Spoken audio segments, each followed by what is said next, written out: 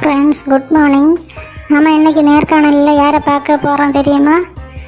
பிரபல ப்ரூட்டிஸன் கனகமணி அவியால் தான் நாம் பார்க்க போகிறோம்.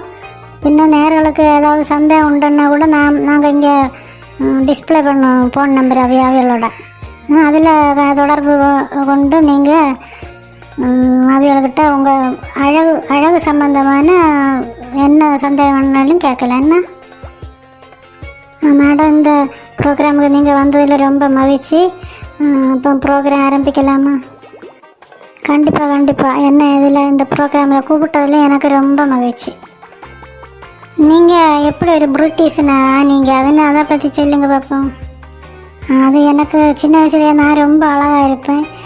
அது அப்போ இப்போ இந்த எங்கள் கிளாஸில் கூட உள்ள பிள்ளைய நல்ல அழகாச்சு இல்லாத பிள்ளையெல்லாம் இருக்கும் இல்லையா, அதுகளை பிறரெல்லாம் கிண்டலும் கேலியும் பண்ணும்போது எனக்கு ரொம்ப வருத்தமாக இருக்கும். அப்போ நான் நினைப்பேன், இதுகளையும் ரொம்ப அழகாக்கி பார்க்குறவங்களாம் ஆகா ஓகோன்னு சொல்ல அளவுக்கு பண்ணி வைக்கணும்னு நினச்சிட்டு தான் நான் ஒரு பிரிட்டிஷ் ஆகணும் சின்ன வயசில் நினைப்பேன். அப்படி தான் நான் பெரியவளானப்போ ஒரு பிரிட்டிஷ் ஆகி இப்போ ரொம்ப மகிழ்ச்சியாக இருக்கேன். இப்போ எல்லாருக்கும் புரூட்டிசம் பண்ணக்கூடிய வசதியெல்லாம் இருக்காது.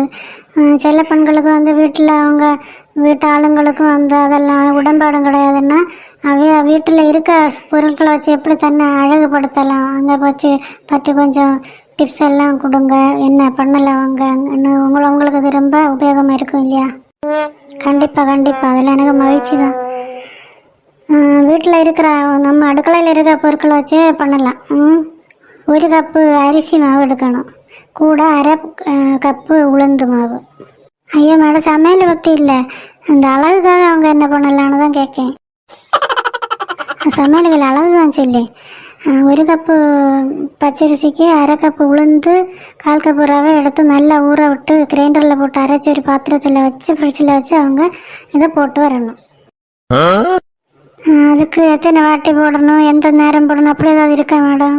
கண்டிப்பாக விடிய காலையில் ஒரு 3 மணிக்கு கழிச்சு இதை முகத்தில் நல்லா பூசணும், அப்போ வழுக்கும். என்னது மேடம் நேரம்?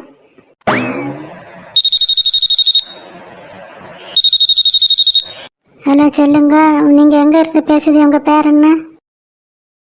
மேடம், நான் இங்கே தக்கலையிலேருந்து பேசுகிறேன். எனக்கு முடி கொட்டுது. என்ன பண்ணல மேடம் அதுக்கு? நான் ஒரு எண்ணெய் அதுக்கு இது பண்ணி அது மார்க்கெட்டில் நிறைய இப்போ கிடச்சி. நீங்கள் அந்த எண்ணெய் வாண்டிட்டு தலையில் நல்லா தேய்ச்சி விட்டுட்டு உங்கள் கையாலே உங்கள் தலையில் கொட்டணும். அது ஒரு அந்த முடி வளர அந்த ப்ரெஷர் பாயிண்ட் எல்லாம் இருக்கும், அதையெல்லாம் நல்லா இதாக்கி விடும். அதில் நீங்கள் நீங்களும் தலையில் கொட்டுங்க, அப்போ அந்த முடி கொட்டது நிற்கும். Okay madam, okay, thanks.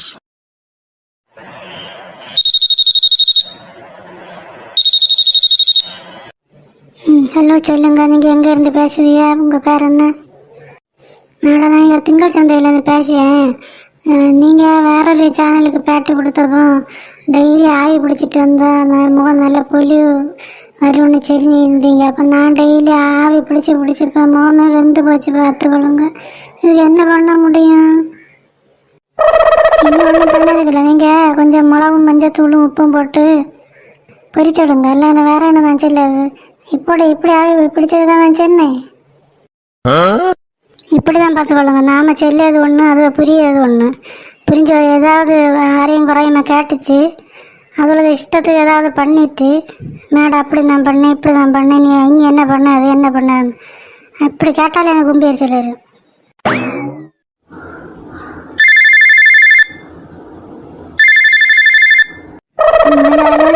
சொல்லுங்க மேடம், எனக்கு தலையில் எப்பவும் பேனு கடிச்சு எனக்கு உயிரை எடுக்குது. இதுக்கு ஏதாவது உங்கள் கையில் எண்ணெய் இருக்கா மேடம்? இதுக்கு எண்ணெய் புண்ணாக்கு ஒன்று வேண்டாம். உங்கள் வீட்டில் பழைய பவுடர் டின்னு இருக்கா? பவுடரெல்லாம் தீர்ந்து போன காலி டின்னு வா இருக்குது. அதில் கொஞ்சம் டிடிடி பொடி எடுத்து உங்கள் தலையில எல்லாம் நல்ல பவுடர் விடுற மாதிரி விட்டு நல்ல ஒரு துணியால் கட்டி வையுங்க. அப்போ அந்த பேனெல்லாம் துணியை காணணும்னு உள்ளே கடந்து ஓடும். அப்போ உங்களுக்கும் பைத்தியம் பிடிச்ச மாதிரி இருக்கும். ஒரு 1/2 மணிக்கூர் அப்படி இருந்துட்டு நீங்கள் ஆற்றில் குளத்தில் போய் முக்குளி விட்டு அப்படி இருங்க. ஐயோ, அப்படி இருந்தால் நான் செத்து போவேன் இல்லையா மேடம்? நீங்கள் செத்து போவதா இல்லையா? பேனேஜ் ஆகும். ஏன்னா அது மயங்கி கிடக்கும் இல்லையா, அதுக்கு தண்ணியில் உள்ளதானு தெரியாது இல்லையா, அங்கே மூச்சு முட்டி செத்து போகணும். நீங்கள் என் வாயும் பழந்து வடக்கோட்டு பார்த்துட்டு இருக்கியே. நான் அப்படியே இருந்தேன், என்ன கவனிச்சே இல்லை.